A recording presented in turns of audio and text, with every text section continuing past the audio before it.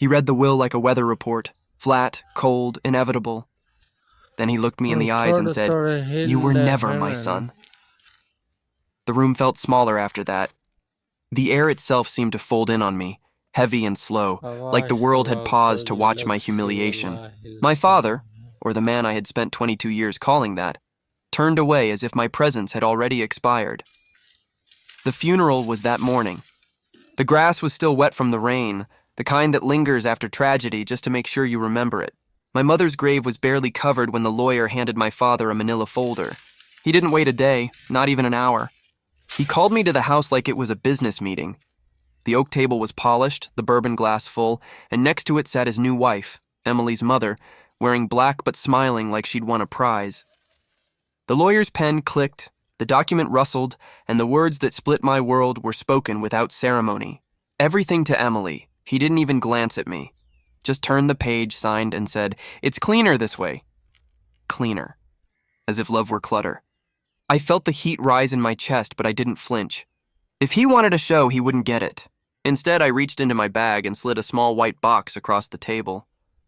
It looked harmless, almost delicate, like a gift from a son trying to rebuild something broken. "Happy Father's Day," I said. His brow furrowed, suspicious. "You're early," he muttered. "Yeah," I said, forcing a smile. "Figured you might want a head start on the truth."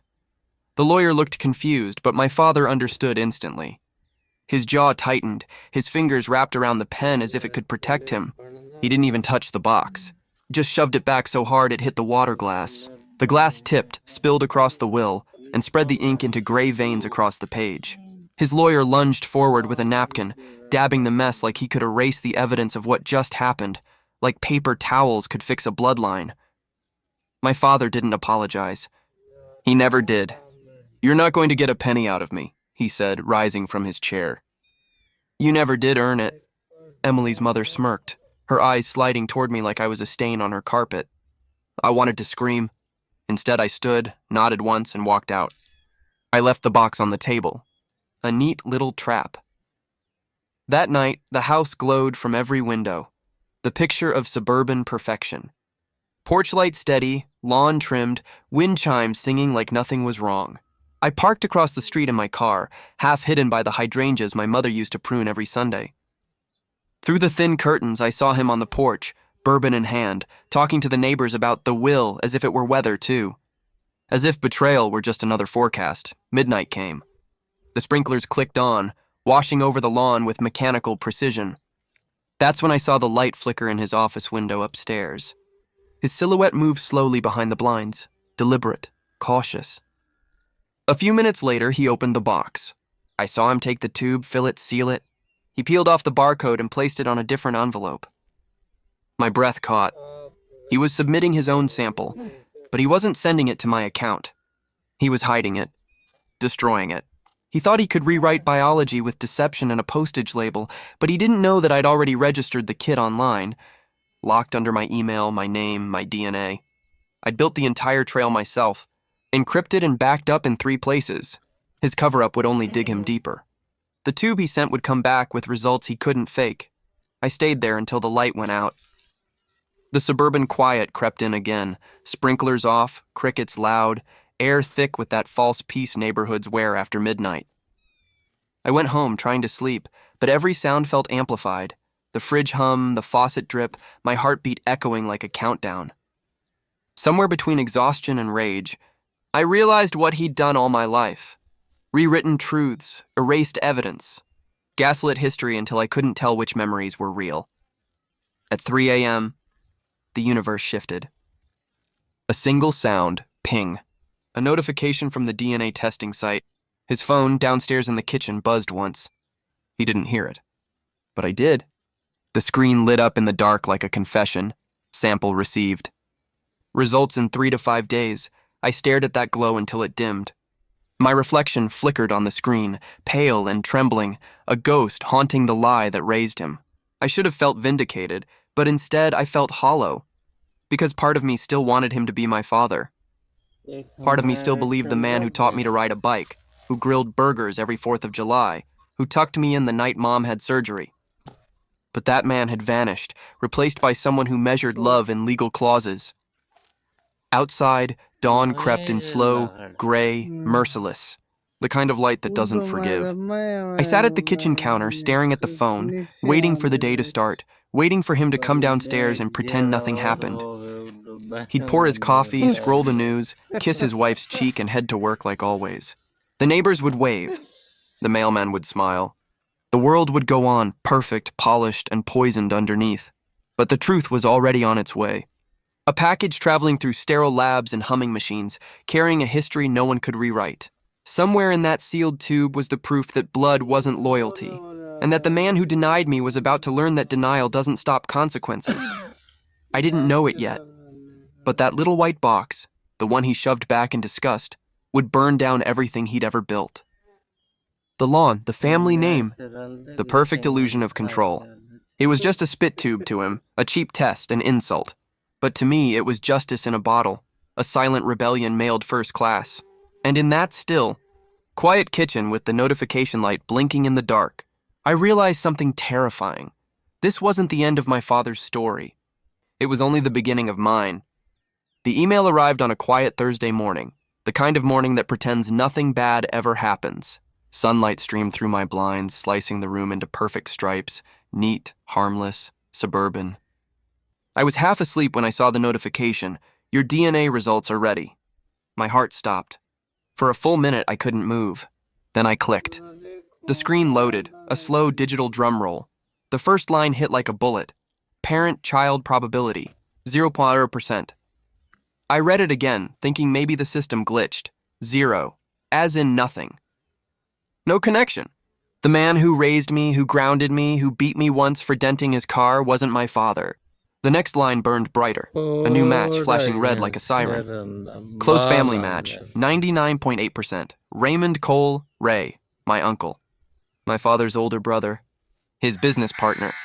The quiet one who always avoided eye contact at family dinners, who never stayed too long after Thanksgiving, who looked at me like I reminded him of something he couldn't say out loud. My throat went dry. I could almost hear the click of fate resetting itself. For a long time, I just sat there, staring at the screen. Every photo, every memory began rearranging in my head. Birthdays, barbecues. That time Ray gave me my first pocket knife and my father had snapped, "He doesn't need gifts from you." I'd never understood the anger in his voice until now. Maybe he wasn't angry at Ray. Maybe he was terrified of him. I dialed Ray's number with shaking hands. He answered on the first ring, like he'd been expecting this call for years. "Hey, kid," he said softly. His voice cracked like he'd been rehearsing the word sorry for decades. "You got the results, didn't you?" "Yeah," I whispered. "You knew," he didn't deny it. He just breathed a slow, broken exhale. "Can I come over?" An hour later, he stood at my door, cap in his hands, rain dripping from his jacket. The storm outside felt biblical. When he finally looked at me, his eyes were full of guilt, the kind that doesn't fade with time. "I wanted to tell you since you were 5, he said. "But she begged me not to." "She?" "Your mother." He swallowed hard. "She wanted to protect you. He threatened to destroy us both if the truth ever came out." He sat down and slid a folded photograph across my table. It was old, color fading at the edges. My mother, young and alive, her eyes blazing with that same defiant warmth I remembered. Her arm was around Ray. They were at the lake house, the one I thought belonged to my father's side of the family. Their smiles looked real, painfully real. Then Ray placed another photo beside it, a hospital hallway, my father arguing with a nurse while my mother lay in the background, pale and furious. Next came a receipt, a cash withdrawal from my father's account dated the night I was born. "He paid someone," Ray said quietly, "to falsify the paternity forms, to make sure you were his on paper, but not in truth. He thought it would keep her from leaving." My stomach churned. "And you just let him?" Ray's voice broke. I tried to fight him, but he had everything, the lawyers, the money, the power. "Your mom begged me not to go public.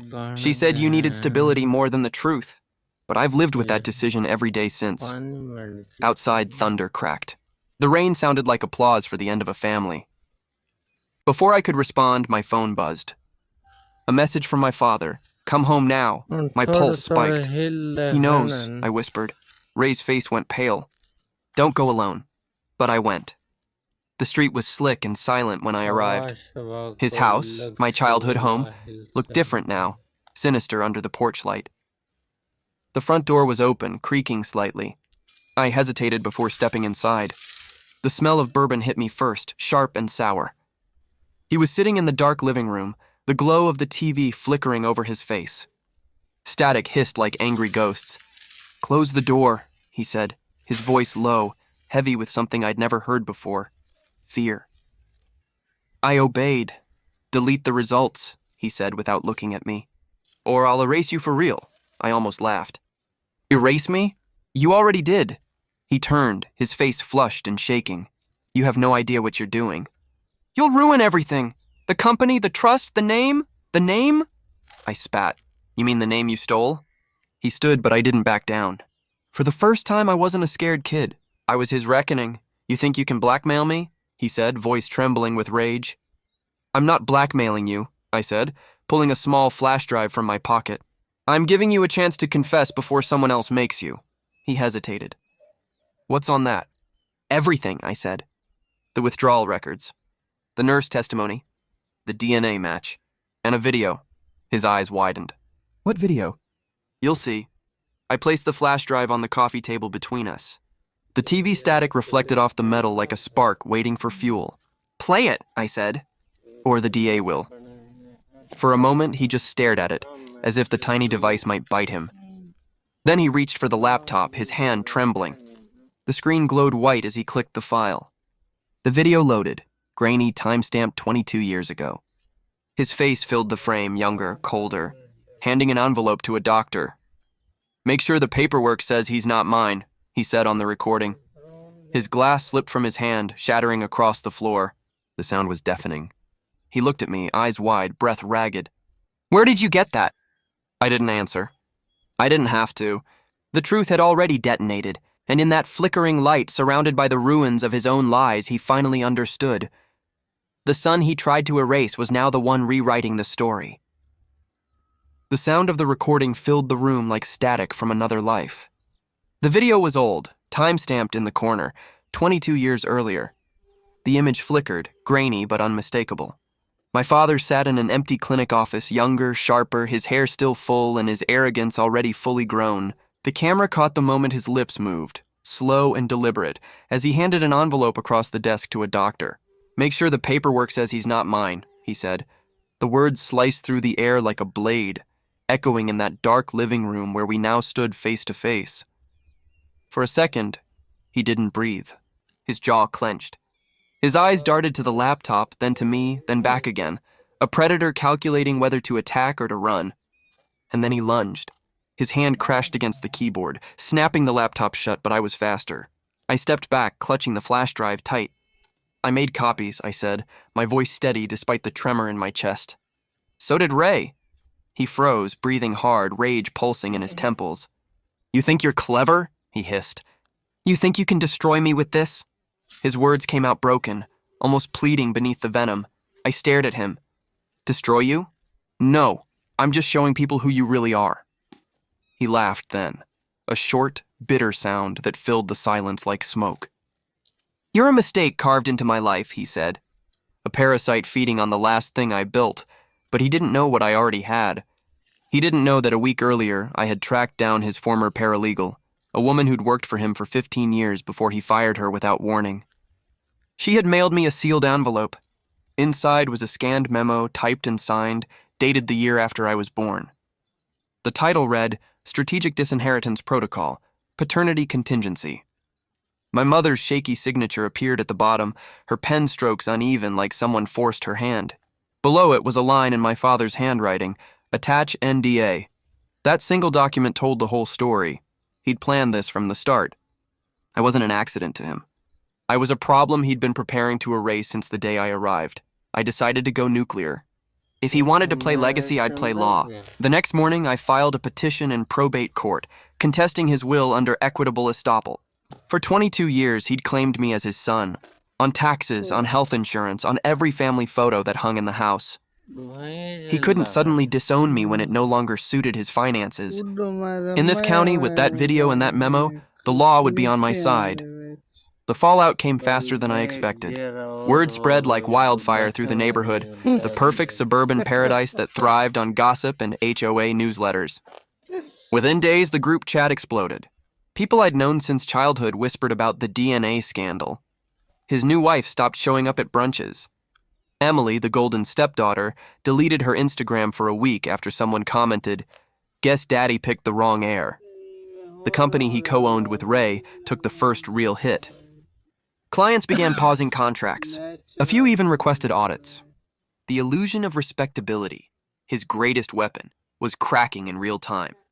But I wasn't done. The real gift I'd prepared wasn't the tape or the memo.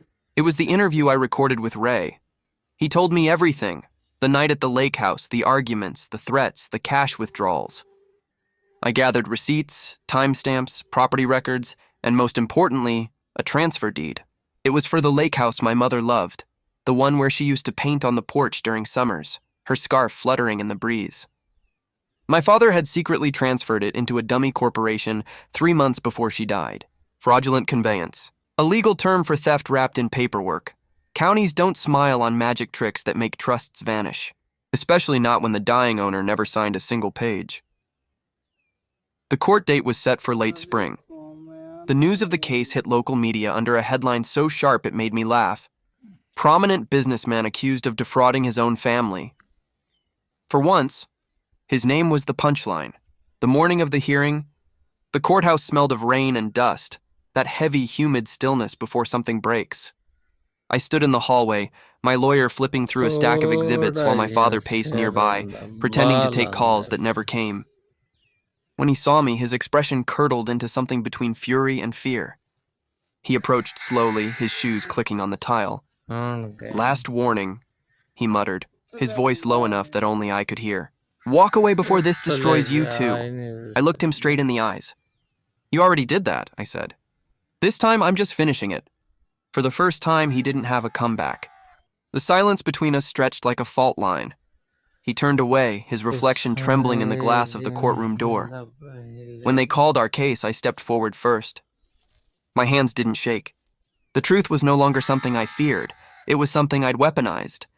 Behind me, the gallery filled with reporters, neighbors, and strangers hungry for scandal. The man who'd once controlled every narrative in our family now had to sit beneath the same fluorescent lights as everyone else, waiting for a judge to decide how much of his empire he'd get to keep. As the bailiff called the room to order, I caught his eyes one last time. His confidence was gone. What was left wasn't a titan or a father, just a man cornered by the truth he built himself. And when the gavel struck, echoing across the courtroom like thunder, I knew the war had truly begun. The courthouse smelled like rain-soaked concrete and tension.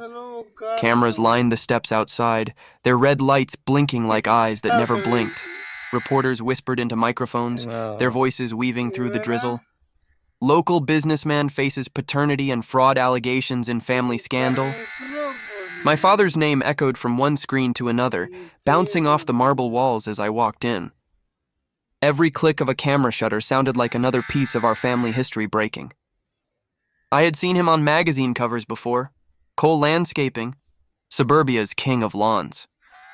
But this was the first time I saw him under fluorescent courtroom lights instead of the golden glow of an awards dinner. Inside, the air was stale, humming with whispers. A pastor from our old neighborhood stood by the elevators, praying too loudly for truth and redemption. The irony made me want to laugh. My father sat 3 rows ahead, his lawyer beside him, whispering strategy. His new wife, Emily's mother, wore black like it was still my mother's funeral, except this time she paired it with diamonds that screamed triumph. She didn't look at me. None of them did. But every juror did. Every reporter. Every neighbor who'd ever waved at our picket fence was now here to watch it burn. When the judge entered, the room quieted to a breathless kind of silence.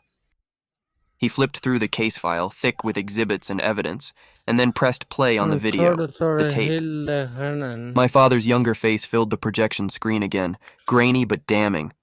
"Make sure the paperwork says he's not mine." The words fell into the room like stones dropped in water. Ripples of gasp spread through the benches. The judge didn't flinch. He watched the entire video twice.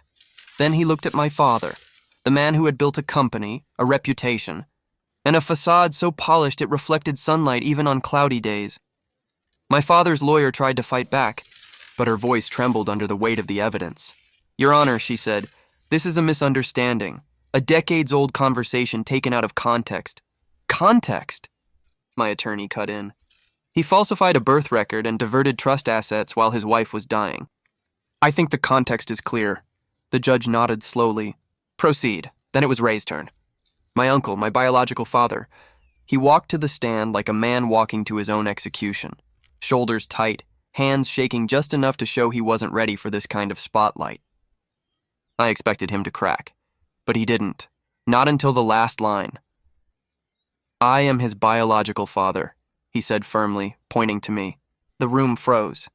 Then softer, voice breaking, he added, "And I let fear raise him." The silence that followed felt like gravity.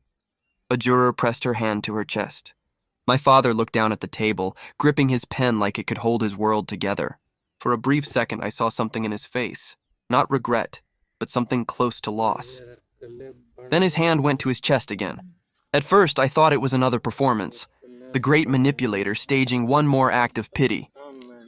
But then I saw his expression twist, real pain cutting through the mask. The courtroom erupted. "Someone call an EMT." His lawyer stood, panicked. My father wheezed, clutching his chest, sweat glistening on his forehead. 2 paramedics rushed in, their equipment clattering against the marble floor. He waved them off with a shaky hand. "I'm fine," he rasped, his pride louder than his pulse. "I built this family. Mine to unbuild." His voice cracked mid-sentence. And for the first time in my life, I saw fear in him. Raw, human fear. When the medics left him sitting there, pale but breathing, my attorney stood calm as ever. "Your Honor," she said, her tone sharp as a scalpel, "we move to admit Exhibit F." A new slide appeared on the projector. County Recorder Archives. A web of late-night transfers and shell companies filled the screen. Maple Rise Holdings, Suburbia Investments, Lawn Pride LLC. Cute names for crimes in disguise. Each led back to one person, my father. All of them were signed right after my mother's first chemo treatment, the same time he'd promised her financial security. The judge's pen stopped mid-note. He looked over his glasses. "Mr. Cole," he said quietly, "you executed these transfers while your wife was in hospice?" The courtroom fell into stillness so thick it felt like drowning. My father's lips parted, but no words came. He looked from the judge to the exit, then up at the ceiling, as if the truth might crawl out of the rafters and rescue him. But there were no miracles left. Only silence. The judge called for recess. The tension broke all at once. Reporters rushing for quotes, neighbors whispering, the pastor murmuring, "Lord have mercy." I walked into the hallway, every breath tasting of burnt coffee and fluorescent light. My father followed a minute later, his footsteps echoing down the corridor. Near the vending machines, where the hum of the lights made the world feel mechanical, he approached me. His face was pale, the arrogance cracked. He leaned in close enough that I could smell the sourness of his fear. Bourbon, sweat, and secrets. "You think you've given me a gift," he whispered, his voice low and dangerous. "Watch how it explodes." He straightened his tie, smiled faintly, and walked back into court like a man walking into fire just to prove he could stand the heat. I watched him go. And in that moment, I realized something chilling. He wasn't just trying to win. He was trying to destroy everything, even if it meant taking himself down too. Because to men like him, losing control was worse than dying. The courtroom doors closed behind him, muffling the chaos inside. Cameras flashed again through the hallway glass, their light flickering against the marble like lightning. Outside, thunder rolled in the distance. I could almost hear my mother's voice in that sound, quiet but unyielding, reminding me that truth always starts as a storm before it becomes a sunrise. And when the judge called us back in, I knew whatever happened next would either end this war or ignite the kind of explosion my father had promised. The final day of the trial felt like the whole world had shown up to witness the death of an illusion. The courtroom was overflowing. Neighbors, reporters, even a few HOA presidents who once fined us for overgrown hedges now sat front row, eyes wide with the kind of hunger only scandal could feed. The air buzzed with whispers, perfume, and the faint static of cameras recording every twitch, every breath. My father sat at the defendant's table, his tie crooked for the first time in his life. His skin looked gray under the lights, like all his years of manipulation had finally been pulled out into daylight and left to decay. The judge shuffled his papers, preparing to rule. My attorney leaned over to me and whispered, "This is it." But I wasn't ready to let it end. Not yet. I stood. "Your Honor," I said, voice steady, "there's one final piece of evidence." The judge raised a brow, then nodded. "Proceed." The projector flickered to life, filling the wall with static before focusing on a frame. My mother. She sat by the lake, the early morning mist curling around her like a halo. She wore a faded scarf over her head, her face thin but strong. In the background, birds called across still water. The courtroom quieted. The only sound was her voice, soft, deliberate, and alive in a way that cut through 22 years of silence. "If you're watching this," she said, "it means 2 men I loved failed you." Her eyes were calm, sharper than any lawyer's argument, as if she were speaking directly to my father sitting only feet away. "I signed what I signed to keep you safe. But I left one thing they can't bury. Truth." She reached off camera and lifted a small wooden box. I recognized it instantly. It had sat on our living room mantel for as long as I could remember. A simple thing, scratched and scuffed, but she used to dust it every Sunday like it held her heartbeat. She opened it, and inside were the relics of a secret. A hospital bracelet with my newborn ID, a nursery tag with my mother's handwriting, and a Polaroid. Me, a day old, in Ray's arms while my father argued with a nurse in the blurred background. "My son," she whispered into the camera, her eyes glistening. "Not his. Not anyone's to barter," gasps rippled through the courtroom. The sound hit my father like a wave. His composure cracked, a single tremor in his jaw, then the twitch of his hand against the table. He had spent decades mastering control, but in that moment, control abandoned him. Then the district attorney, who had been observing the case from the back row, stood. "Your Honor," she said, "in light of this recording and financial evidence submitted, our office would like to speak to Mr. Cole regarding possible charges of infant identity fraud and record tampering." My father's face turned to stone. He didn't look at me. He didn't look at anyone. He just stared straight ahead, as if hoping the wood grain of the judge's bench could swallow him whole. And that was my gift. Not the DNA test, not the lawsuit, not the courtroom spectacle. It was a truth wrapped in ribbon and timing, delivered on Father's Day week to the DA, the Bar Association, and every institution he once used as a shield. A gift that would keep on giving, in headlines, in indictments, in whispered conversations at every golf course in town. The judge cleared his throat. His verdict came slow and sure, like thunder rolling over water. Equitable estoppel is upheld. The trust of the late Mrs. Cole is to be restored in full. The lake house is awarded to the petitioner, her biological son, as per her written intent. The court further orders referral to the district attorney's office for investigation. The gavel struck. The sound echoed like closure. Bailiffs moved toward my father. He didn't fight. He just turned to me, eyes hollow, voice trembling. "Ray will never be your father," he said through clenched teeth. I stepped forward, close enough for him to hear the truth he feared most. "He already is," I whispered. "And he's here." Ray's hand came to rest on my shoulder, steady, protective, final. Cameras flashed as they led my father away in handcuffs. The crowd outside erupted into chaos. Reporters shouted questions, neighbors filmed from their SUVs, and somewhere across the street, the HOA president live-streamed the entire arrest to next door with the caption, "Justice on Maple Lane." The sun broke through the clouds as we walked out. For once, the world didn't feel heavy, just painfully honest. That night, Ray and I drove to the lake house. The road was silent except for the hum of the tires and the chirp of crickets through the open window. When we arrived, the dock creaked beneath our feet, the air smelling of pine and rain. Neither of us spoke for a long time. Then Ray reached into a small cooler and pulled out a wrapped package. His voice wavered. "From your mom," he said. "She made me promise to give it to you when the truth finally came out." I unwrapped it slowly. Inside was the same wooden box from the video. My hands trembled as I lifted the lid. Beneath the hospital bracelet and Polaroid lay one more document, a notarized deed, transfer, recorded, stamped, airtight, dated, 2 years before her death. The very day after my father tried to move the property into his fake company, she had beaten him quietly in silence.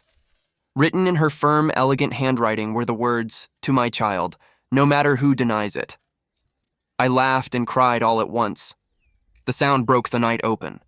Ray looked out over the black water, his eyes glistening. "Does it feel like winning?" he asked softly. "No," I said. "It feels like the truth finally weighed enough to sink the lies." My phone buzzed. Unknown number. A prison line. I hesitated, then answered. My father's voice came through, weak and fractured. "My son," he said. The words landed heavy. I stayed silent. He swallowed, then added, "I left everything to you in a contingency will. It triggers if I'm convicted. Take it. Keep the name." I hung up without a word. The night swallowed his voice. Weeks later, that will arrived. I read it once, then signed every asset over to a scholarship in my mother's name.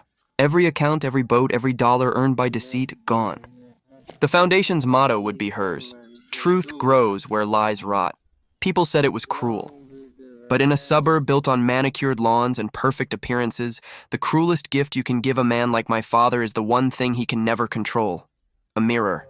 Permanent, public, and truer than blood.